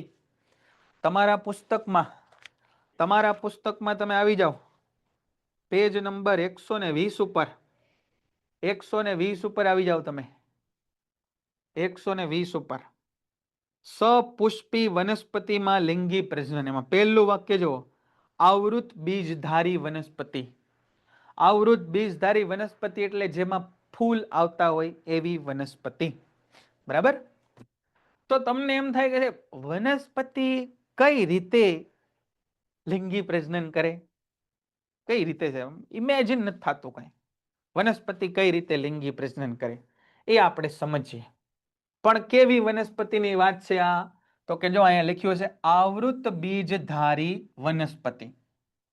સપુષ્પી વનસ્પતિ એટલે કે આવૃત બીજધારી વનસ્પતિ એ લિંગી પ્રજનન કરે. અને એનો પ્રજનનનો ભાગ છે એ પુષ્પ છે. પુષ્પ, તમે જુઓ, ફૂલ જે તમે હાથમાં પકડો છો એ ફૂલ એ વનસ્પતિનું લિંગ ધરાવતો ભાગ છે. એ વનસ્પતિના લિંગ પ્રજનન કોષો ધરાવતો ભાગ છે. હવે તમે જ્યારે ફૂલને લ્યો પકડો ત્યારે તમે વિચારજો કે ભાઈ મારા હાથમાં શું છે, તો કે મારા હાથમાં સાહેબ વનસ્પતિનો લિંગ ધરાવતો ભાગ છે. એની અંદર વનસ્પતિના લિંગ છે. ક્યાં છે એ હમણાં આપણે જોઈએ. તો અહીંયા જુઓ તમે, આ જુઓ, આ છે એ જાસૂદનું ફૂલ છે. એનો એક આયામ છેદ લીધો છે. આ જાસૂદના ફૂલનો આયામ છેદ. આકૃતિ બહુ ઇમ્પોર્ટન્ટ છે. આ આકૃતિ બહુ ઇમ્પોર્ટન્ટ છે. એક આપણે આકૃતિનો એક સેશન રાખશું. અત્યારે આકૃતિ દોરશું તો મેળ નહીં આવે પાછો, બરાબર? એટલે અત્યારે સમજી લઈએ, સમજજો ધ્યાનથી, બરાબર? આને આડછેદ અને આયામ છેદ સમજો ભાઈ. એક હોય આડછેદ અને બીજો હોય આયામ છેદ. સાંભળો, આ પેન છે, આ પેનને હું આમ કાપું, પછી તમને બતાવું આમ, એને કહેવાય આડછેદ. આડછેદ. ભીંડા હોય, ભીંડા, એ ભીંડાને તમે આમ આમ આમ આમ આમ કટકા કરીને શાક બનાવો, નાના નાના કટકા, તો તમને ભીંડો કંઈક આવો દેખાય, બરાબર? આવો, આ એનો આડછેદ. પણ ભીંડાને તમે આમ કટકા કરો, એને કહેવાય એનો આયામ છેદ. આ આકૃતિ પરીક્ષામાં પૂછાય. પુષ્પનો આયામ છેદ દર્શાવતી આકૃતિ બનાવો, આ પૂછાય પરીક્ષામાં, બરાબર? ધ્યાન આપજો, અહીંયા ધ્યાન આપજો. ચાલો જોજો. સૌથી પહેલા આપણે પુષ્પના ભાગોને ઓળખી લઈએ. પુષ્પના ભાગોમાં આપણે જ્યાંથી પુષ્પને પકડીએ, આ લીલો ભાગ એને કહેવાય વજ્રપત્ર. જે જોઈને પુષ્પમાં આપણને મજા આવે એને કહેવાય દલપત્ર. દલપત્ર, બરાબર? જાસૂદના પુષ્પમાં આ રીતના તમને આવા તાંતણા દેખાય અને તાંતણાની ઉપર આવું દેખાય, એને આખા લબાચાને કહેવાય પુકેસર. પુકેસર. આ પુકેસરની અંદર બે ભાગ હોય. એમાં જે ઉપલો ભાગ છે એને કહેવાય પરાગાશય. એને કહેવાય પરાગાશય. આ તાંતણા જેવી રચના દેખાય એને કહેવાય તંતુ. એને કહેવાય તંતુ. અહીંયા આગળ વચ્ચે છે એમાં નીચે જે ફૂલેલો ભાગ દેખાય એને કહેવાય અંડાશય. અંડાશય. આ તમે પરાગાશય, અંડાશય, એમાં જે આશય આશય શબ્દ લાગે ને એ તમે સમજી ગયા હશો. કોઈક વસ્તુનો સંગ્રહ કરે ને એને આશય કહેવાય. પરાગાશય તો પરાગરજનો સંગ્રહ, અંડાશય તો અંડકનો સંગ્રહ, બરાબર ને? પછી આ નળી જેવી રચના દેખાય એને કહેવાય પરાગવાહિની, બરાબર? અહીંયા જે રચના દેખાય એને કહેવાય પરાગાસન.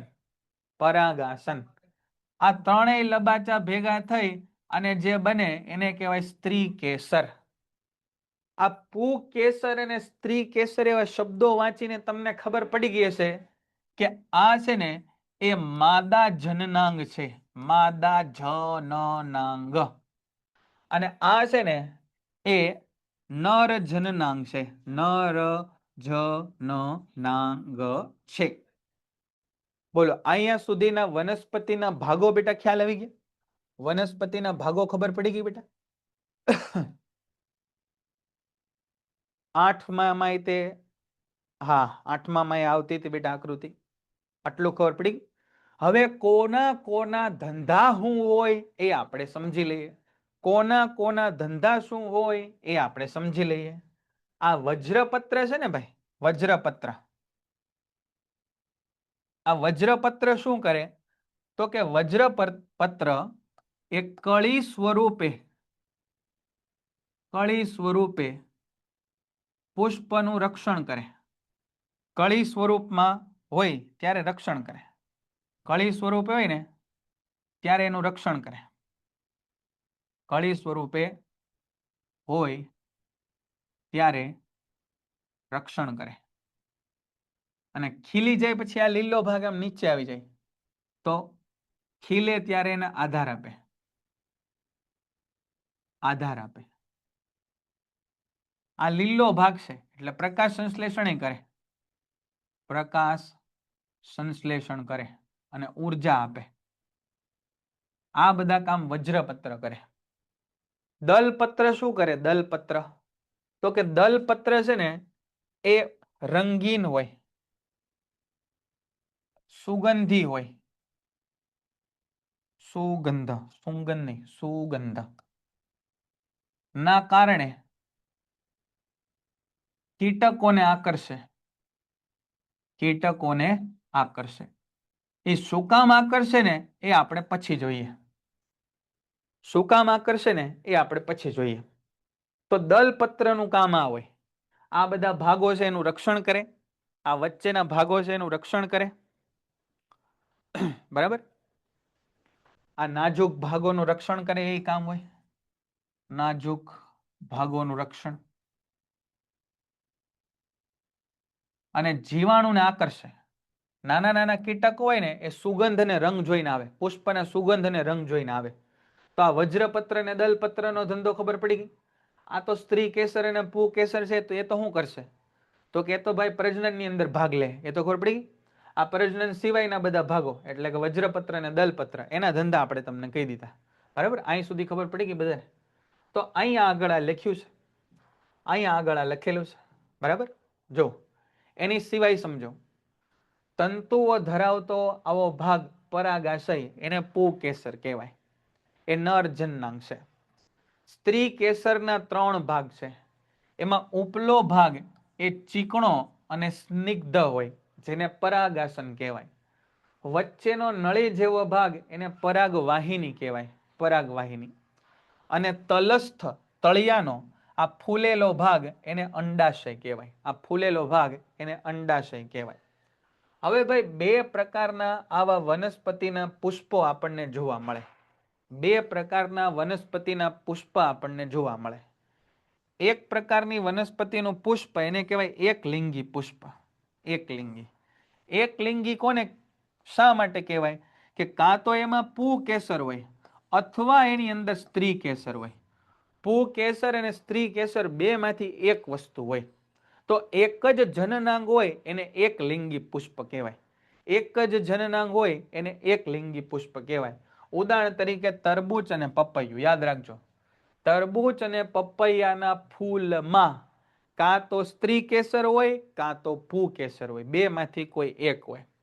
અમુક પુષ્પ એવા હોય જેમાં પુકેસર અને સ્ત્રી કેસર બંને હાજર હોય, એને દ્વિલિંગી અથવા ઉભયલિંગી પુષ્પ કહેવાય. દ્વિલિંગી અથવા ઉભયલિંગી પુષ્પ કહેવાય, ઉભયલિંગી પુષ્પ. એના ઉદાહરણો કયા કયા? તો કે જાસૂદ, રાય અને ધતુરો. જાસૂદ, રાય અને ધતુરો. તો આટલી વાત બધાને ખ્યાલ આવી ગયો? જો પેજ નંબર 120 ઉપર, પેજ નંબર 120 ઉપર જે વાત આપેલી છે 120 ઉપર, સપુષ્પી વનસ્પતિમાં લિંગી પ્રજનન, એ તમે વાંચો, એ તમે વાંચો, બરાબર. એ વાંચો, એને વાંચો. 1 જ મિનિટમાં હું આવું, પાણીની બોટલ ભરી આવું, તરસ લાગી છે. 2 મિનિટ, બરાબર. વાંચો. આ જે છેલ્લો પેરેગ્રાફ સમજાયો ને એ છેલ્લો પેરેગ્રાફ પેજ નંબર 120 ઉપર તમે વાંચો. આટલું ખાલી. પરાગરજ છે. પરાગરજ પીળા રંગની હોય, પરાગરજ હોય. અહીંયા પરાગરજ હશે. હવે જ્યારે કોઈ સજીવ જેમ કે મધમાખી, પક્ષીઓ, એ બધા અહીંયા રસ ચૂસવા માટે આવે ત્યારે એવું બની શકે કે આ કોઈ માખી છે, ઉડે છે, માખી. એના પગમાં આ પરાગરજ ચોંટી ગઈ, પરાગરજ ચોંટી ગઈ પગમાં. અને આ માખી જઈને બેસી ગઈ અહીંયા, અહીંયા. એટલે આ પરાગરજ ક્યાં પહોંચી? તો કે આ પરાગાસન ઉપર પહોંચી. આ ક્રિયા બહુ જરૂરી છે, આ ક્રિયા બહુ જરૂરી છે. પરાગાશયમાંથી પરાગરજ એ અહીંયા સુધી પહોંચે ને, આ અંડક સુધી એટલે કે અંડકોશ સુધી, એને પરાગનયન કહેવાય. આ ક્રિયાને શું કહેવાય? પરાગનયન કહેવાય. જો અહીંયા લખ્યું છે, પુકેસરના પરાગાશયમાંથી પરાગરજની તેજ પુષ્પ કે અન્ય પુષ્પના સ્ત્રી કેસરના પરાગાસન સુધી સ્થળાંતરની ક્રિયાને પરાગનયન કહેવાય. આ જે પરાગરજ એ અહીંયા પરાગાશયથી પરાગાસન સુધી પહોંચી આ ક્રિયાને આપણે પરાગનયન નામ આપ્યું. પરાગનયન. આ પરાગનયનના બે ભાગ છે. પરાગનયનના બે ભાગ છે. કયા કયા બે ભાગ? તો કે એક જ પુષ્પની પરાગરજ તે જ પુષ્પના પરાગાસન પર પહોંચે તો એને સ્વપરાગનયન કહેવાય. સ્વપરાગનયન, સ્વ શબ્દથી જ ખબર પડી ગઈ. સ્વપરાગનયન, પોતાની જ પરાગરજ પોતાના જ પરાગાસન ઉપર પહોંચી એટલે સ્વપરાગનયન. એક પુષ્પની પરાગરજ અન્ય પુષ્પના પરાગાસન પર બેસે, પરાગાસન પર પહોંચે તેને પરપરાગનયન કહેવાય. પરપરાગનયન કહેવાય. ફરી વખત શું કીધું આપણે? તો કે સાહેબ પરાગરજને અંડક સુધી પહોંચવું છે. આ અંડકનો રસ્તો અહીંયા થઈને જાય છે. તો આ પરાગરજે સાહેબ અહીંયા પરાગાસન સુધી પહોંચવું પડશે. તો પરાગરજના પરાગાસન સુધી પહોંચવાની ક્રિયાને પરાગનયન કહેવાય. આ પરાગનયનના સાહેબ બે ભાગ છે. એક જ પુષ્પની પરાગરજ તેના જ પરાગાસન ઉપર પહોંચે તો તેને સ્વપરાગનયન કહેવાય.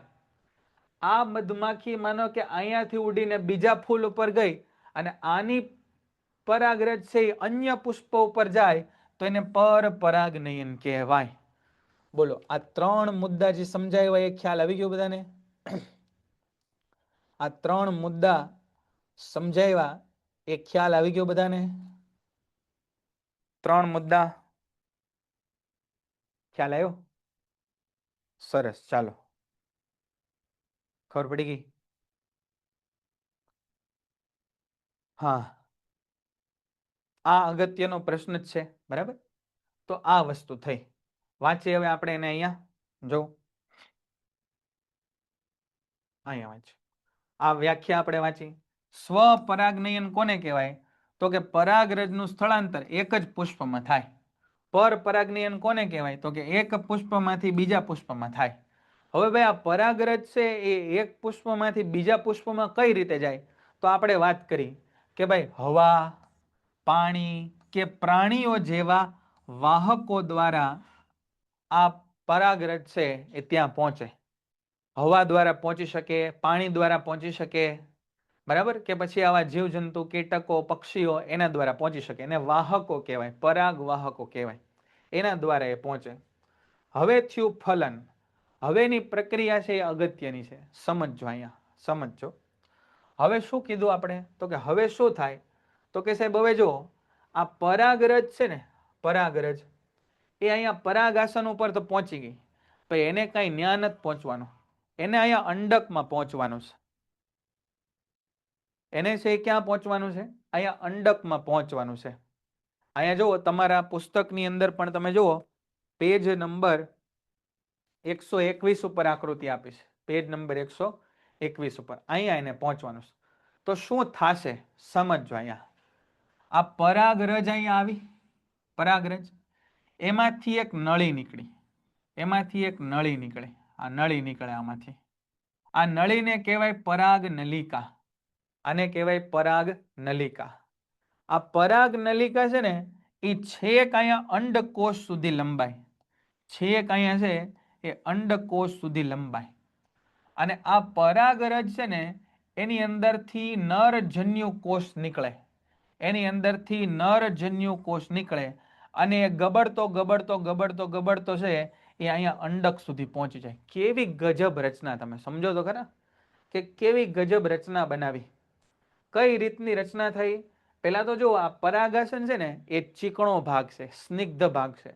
એટલે પરાગરજ જેવી અહીંયા પહોંચે ને અહીંયા આગળ, એટલે આ પરાગરજ અહીંયા ચોંટી જાય, એ નીકળે નહીં. બરાબર? જેવી આ પરાગરજ અહીંયા ચોંટે ને એટલે આને થોડા થોડા ગલગલિયા થવા માંડે અને એમાંથી એક નળી વિકસે. આમાંથી એક નળી નીકળે અને એ નળી છેક અંડક સુધી જાય. એ નળી છેક અંડકોષ અથવા અંડક સુધી જાય. આ નળી જેવી અહીંયા પહોંચે ને એટલે અહીંયાથી છે એ ગબડતો ગબડતો એક નરજન્યુ કોષ આવે. અહીંયા ગબડતો ગબડતો અહીંયા આવે અને પછી જે કામ એને કરવાનું હતું ફાઇનલી કે આ નરજન્યુ કોષ અને માદાજન્યુ કોષ એનું સંયુગ્મન અહીંયા થાય. આ બે ભેગા થાય એને કહેવાય યુગ્મનજ અથવા ફલિતાંડ. એને કહેવાય યુગ્મનજ અથવા ફલિત અંડકોષ એટલે ફલિતાંડ. બરાબર? આ બે ભેગા થઈ જાય અને જે બને એને યુગ્મનજ અથવા ફલિતાંડ કહેવાય. બોલો, આ પ્રોસેસ જે આપણે વાત કરી, આટલો ખ્યાલ આવી ગયો બધાને? ક્લિયર છે? ફલનની પ્રક્રિયા ખબર પડી ગઈ કે ફલન કોને કહેવાય? બરાબર? ચાલો વાંચી લઈએ. પરાગરજ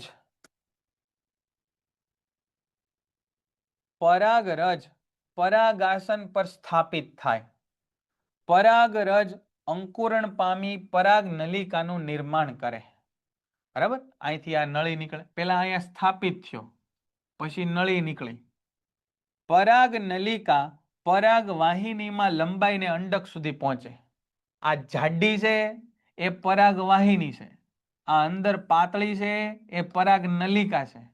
આ વાહિનીની અંદર નલિકા છે એ અહીંયાથી છેક અંડક સુધી પહોંચશે. પરાગરજ દ્વારા ઉત્પન્ન થતો નરજન્યુ કે પુંજન્યુ, આની અંદરથી એક નરજન્યુ નીકળશે. ગબડતો ગબડતો છે અહીંયા પહોંચશે. એ પરાગ નલિકામાં પસાર થઈ અંડકમાં હાજર રહેલા માદાજન્યુ કોષ સાથે જોડાય અને આ જોડાણને ફલન કહેવાય. અહીંયા પહોંચી ગયો, જે હમણાં આપણે આકૃતિ જોઈ ને, અહીંયા પહોંચી ગયો, આ રીતે એના જોડાય, એને આપણે ફલન એવું નામ આપ્યું. એને આપણે ફલન એવું નામ આપી દીધું. ફલનની પ્રક્રિયાને પરિણામે ફલિતાંડ અથવા યુગ્મનજનું નિર્માણ થાય છે. જો, ફલિતાંડ અથવા યુગ્મનજનું નિર્માણ થાય છે.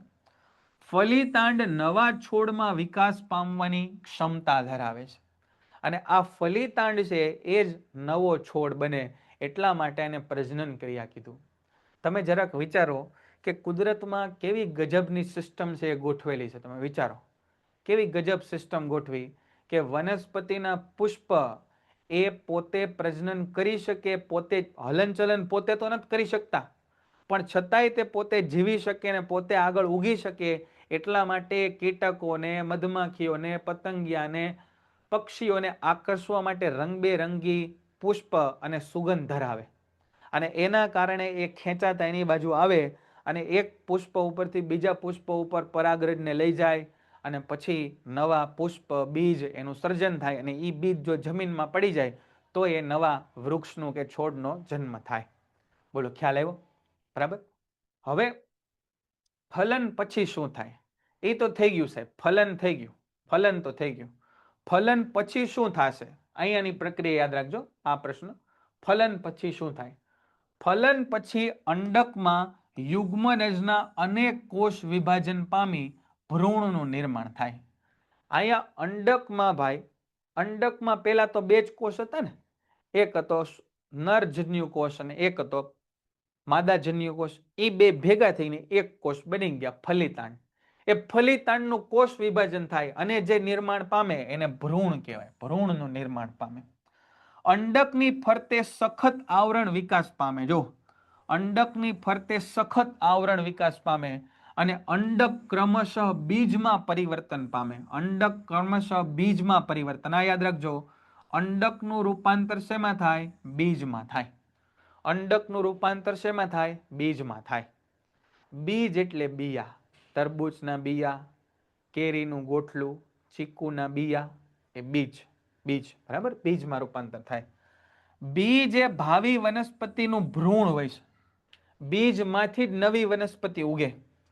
અનુકૂળ પરિસ્થિતિમાં નવા છોડ તરીકે વિકાસ પામે આ ક્રિયાને બીજાંકુરણ અથવા અંકુરણ કહે છે. જો બીજ છે એ ભાવિ વનસ્પતિ અથવા ભ્રૂણ છે, અને આ ભ્રૂણને જો અનુકૂળ પરિસ્થિતિ, કેમ આપણે જાણે કેરીનું ગોઠલું છે એને તમે દાટી દો તો એમાંથી નવી કેરીનું છોડવો વિકાસ પામે ને, આંબો બને. આ ક્રિયાને અંકુરણ કહે. અંડાશય ઝડપથી વૃદ્ધિ પામીને પરિપક્વ થઈને ફળ બને. જો કેવી સરસ વાત આપી છે, બરાબર?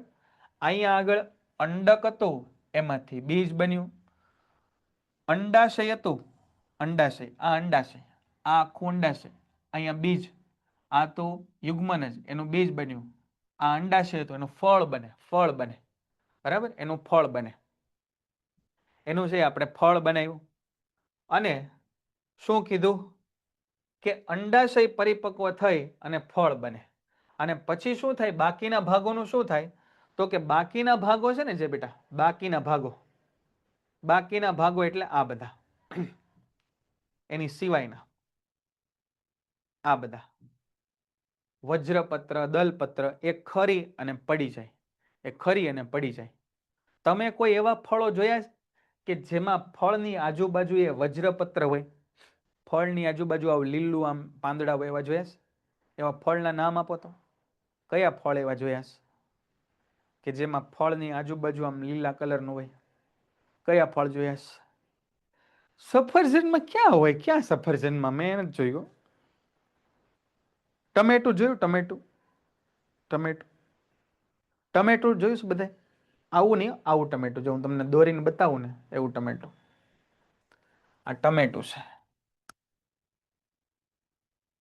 એમાં આમ લીલા કલરનું ક્યારેક તમને દેશી ટમેટામાં વધારે દેખાતું હશે. દેશી ટમેટામાં આવું આમ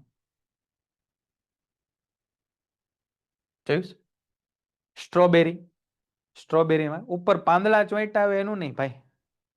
હા, ગુલાબનું તો ફૂલ જ છે. હું ફળની વાત કરું. ફળ, ફળ બેટા. સ્ટ્રોબેરી જોઈ? રીંગણું, આ ભાઈ, વાહ ભાઈ વાહ. રીંગણું, રીંગણામાં દેખાય. રીંગણામાં ઉપર બસ એવું જ, એવું જ સમજો. રીંગણું તમે એક્ઝેક્ટ પકડો, પણ એને ફળની વ્યાખ્યામાં આપણે નથી લેતા. મરચું, એ બધું ટૂંકમાં એ રીતે એવું, બરાબર છે. કેટલા વાગે લેક્ચર પૂરો કરો છો તમે? કયો ત્યારે કરીએ. 12 વાગે કરીએ, 12:30? કયો તમે.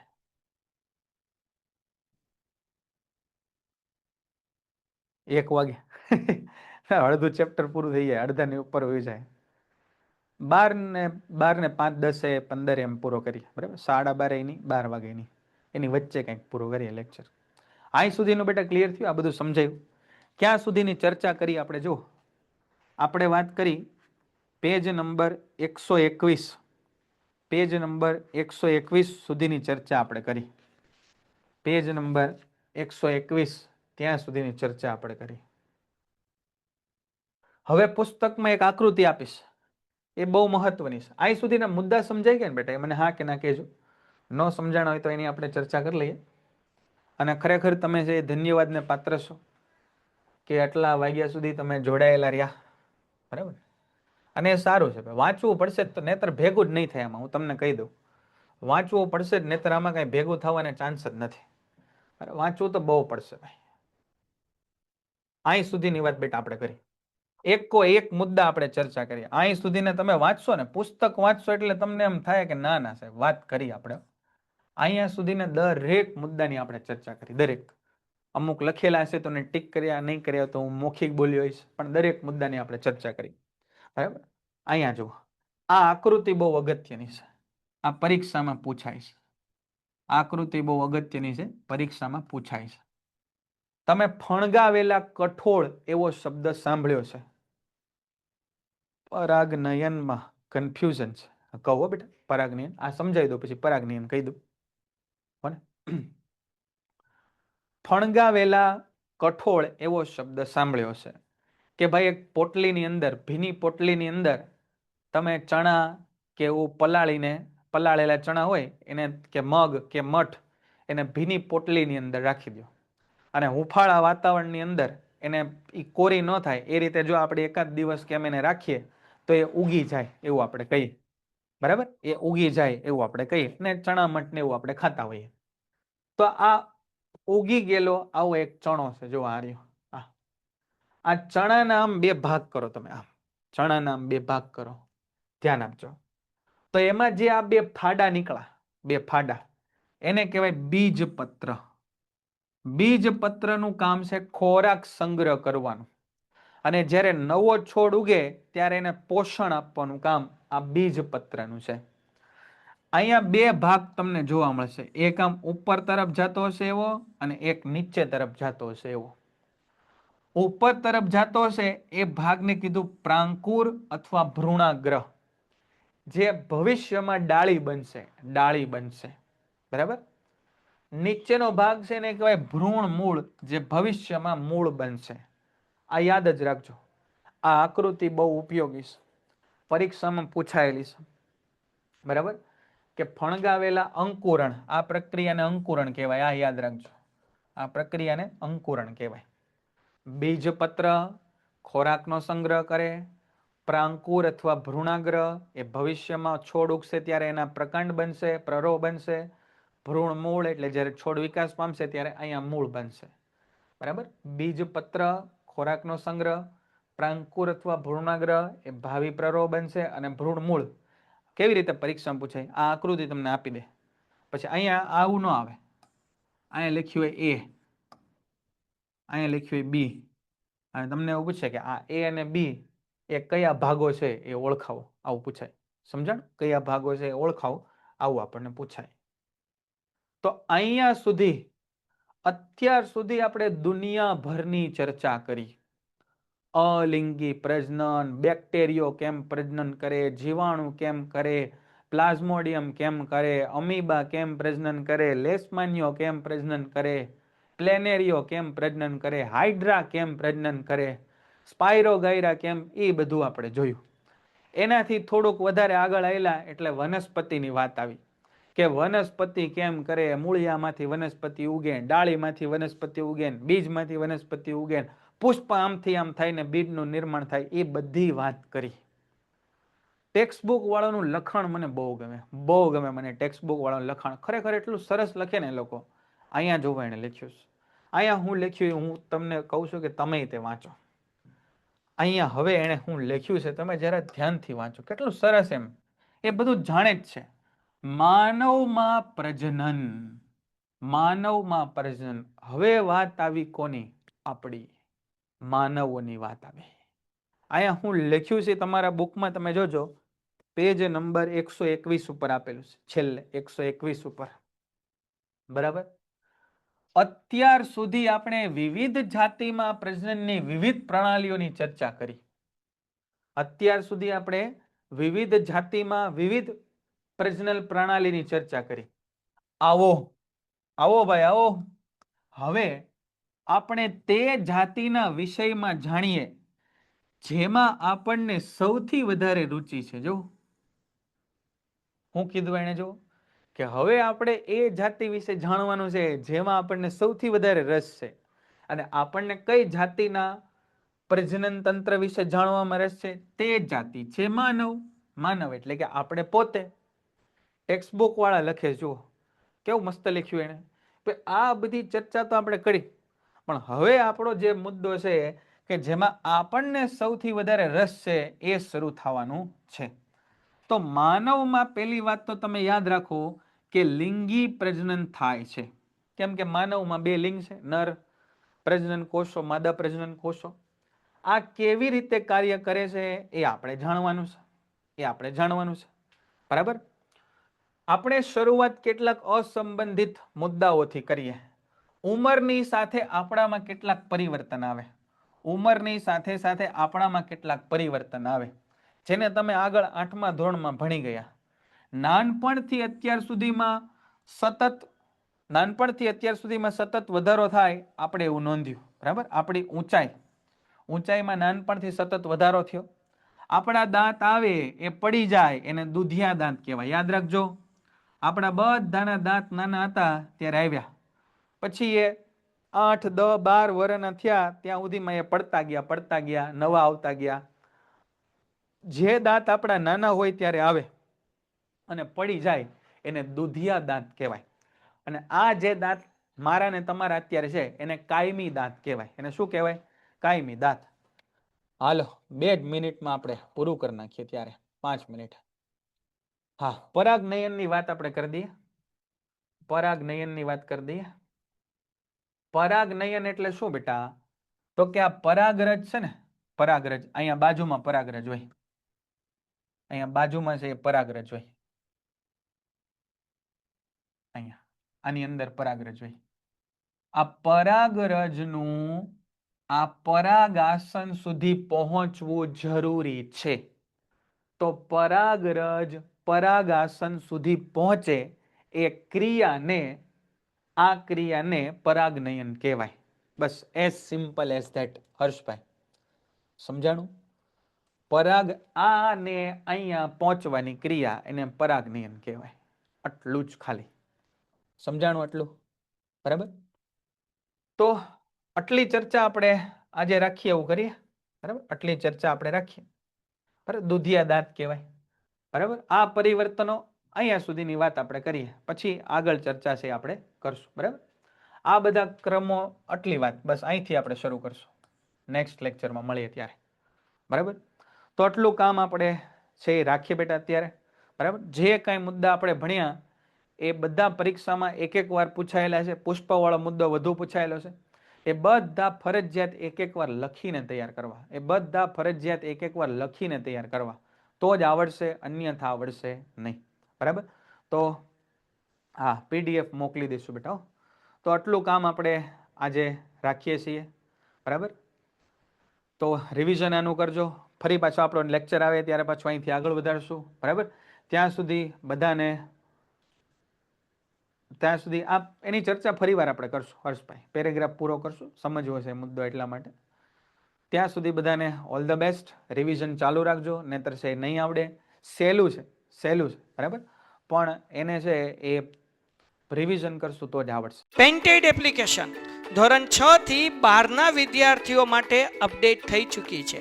આ એપ્લિકેશનમાં શું છે? બધા જ વિષયના વિડીયોઝ છે. ગુજરાતની બેસ્ટ ફેકલ્ટી દ્વારા લાઈવ લેક્ચર્સ છે. IMP પ્રશ્ન છે, ટેસ્ટ સિરીઝ છે, અને ગુજરાતના તમામ વિદ્યાર્થીઓ સાથે તમે તમારી કમ્પેરિઝન કરી શકો છો. ગેમિફિકેશન છે અને બીજું ઘણું બધું. તો તમે એપ્લિકેશન ડાઉનલોડ ન કરી હોય તો ડિસ્ક્રિપ્શનમાં લિંક આપી છે. હમણાં જ પ્લે સ્ટોર ઉપર જાઓ અને એપ્લિકેશન ડાઉનલોડ કરો. ઘરે બેઠીને સરસ મજાનું ગુજરાતની જોરદાર ફેકલ્ટી સાથે ભણો, સારા માર્ક્સે પાસ થાઓ.